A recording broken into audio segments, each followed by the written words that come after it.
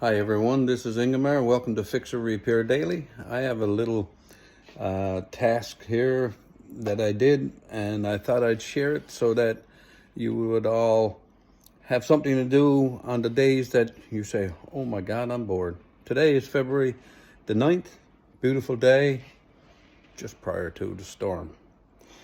But anyway, here it is. It's a birdhouse that I've done, and I did it out of a chunk of wood. And I'm going to explain to you how to go about doing it. In my case, I have a large bandsaw and built in 1941.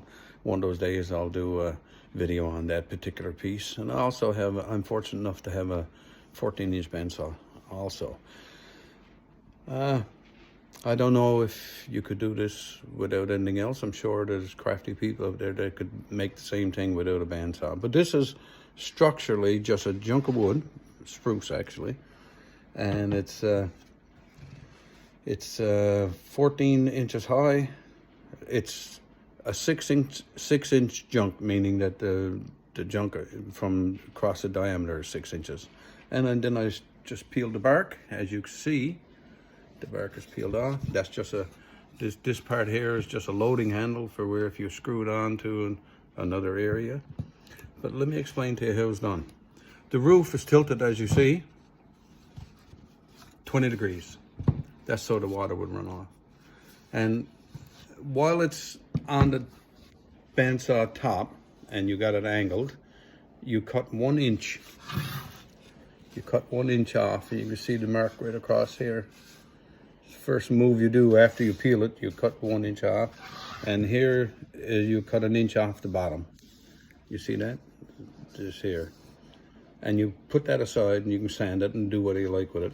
But after you're left with this center chunk of wood, then you take this chunk and you lay it down like this on your bandsaw, in my case, and you put it in the miter so you don't cut the hands off yourself, and you rip it.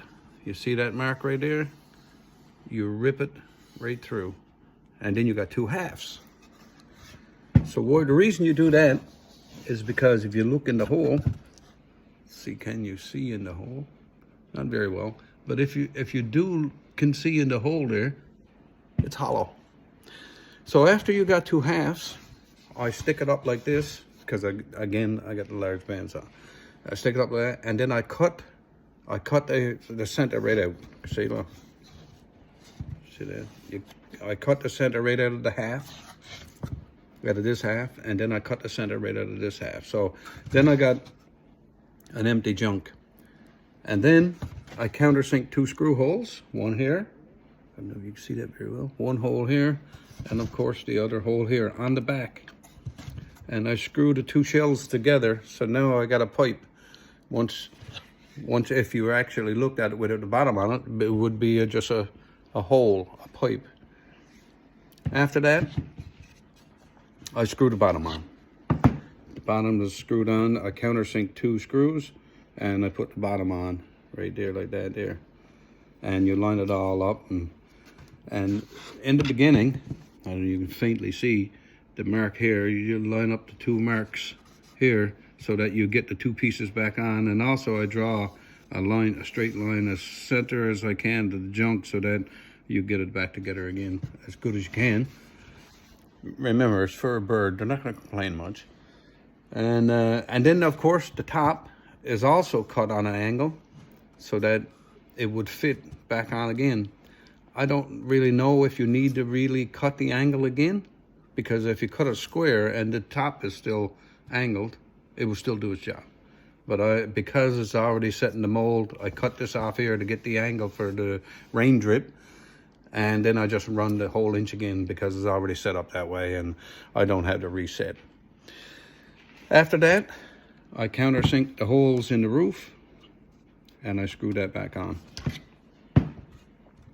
Once that's done, I go and get my hole saw and I cut this hole here. This particular hole here is 1 3/4 of an inch.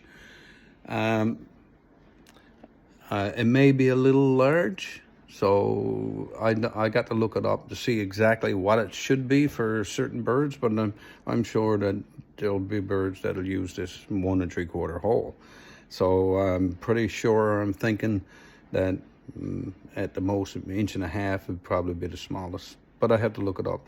And then right after that, I drill a hole here, and I put this little perch here so that if a bird just want to look in, you know, somebody might already have it occupied, so they'd land here and have a quick look in and say, oh, somebody already owns this, I'll leave.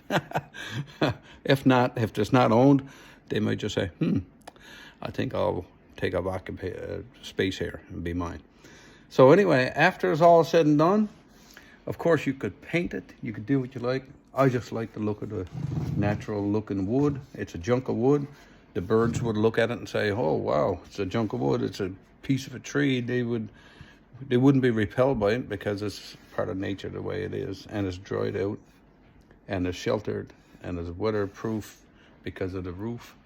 And I'll just screw this onto something, maybe another tree, and in different parts of my property area, and so they'll have somewhere to be able to tuck away in the wintertime and be a bit more comfortable.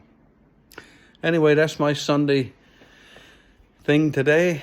So if you find that interesting, maybe it is something that you would challenge yourself. Don't cut yourself up.